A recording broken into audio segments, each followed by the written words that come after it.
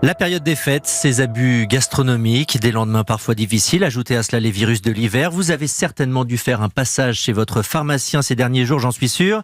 Votre pharmacien qui pouvait déjà, dans certaines conditions, vous faire votre vaccin anti-grippe. Eh bien, sachez qu'à partir du 1er janvier, Benjamin Lévesque, il aura de nouvelles prérogatives. Et oui, ça commence avec le test d'angine. Vous savez, ce petit prélèvement dans la gorge, c'est pour vérifier si l'angine est virale ou bactérienne.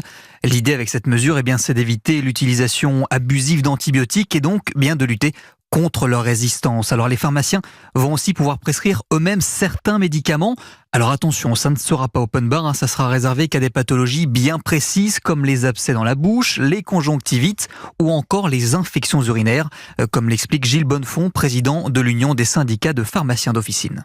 Ce qui nous permettra, par exemple pour la cystite, de donner dans certaines conditions un antibiotique adapté pour les cystites des femmes, à condition qu'elles ne soient pas récidivantes, à condition qu'il n'y ait pas de la température, à condition qu'il n'y ait pas des douleurs lombaires qui peuvent montrer un signe d'aggravation. Donc toute une série de questions qui permet à la jeune femme d'être soulagée immédiatement sans passer obligatoirement aux urgences, que ce soit en semaine ou en week-end.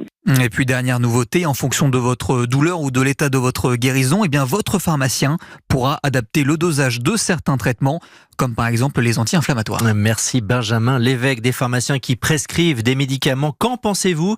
Benjamin, vous êtes allé poser la question aux Parisiens. Ça évite d'aller voir son médecin quand j'aurai une angine. J'irai voir mon pharmacien plutôt que d'aller voir directement mon médecin. Le pharmacien, il est d'autant plus utile si on peut concentrer les médecins sur les besoins les plus complexes et déléguer ce qui est plus simple sur les autres professionnels de santé. Moi, ça me paraît très intelligent. Pour les médecins, c'est quand même une perte à gagner quand même. Ça se justifie pas vraiment. Je pense que chacun a son métier, chacun a son expertise dans son domaine. Ça dépend, je pense, que de la formation et de la compétence du pharmacien, mais je pense dans une situation où c'est quelqu'un qui a de l'expérience, c'est quelqu'un qui sait ce qu'il fait, c'est très bien qu'on puisse donner plus de conseils aux clients et aux gens qui viennent consulter la pharmacie. Voilà pour ces témoignages recueillis par Benjamin Lévesque.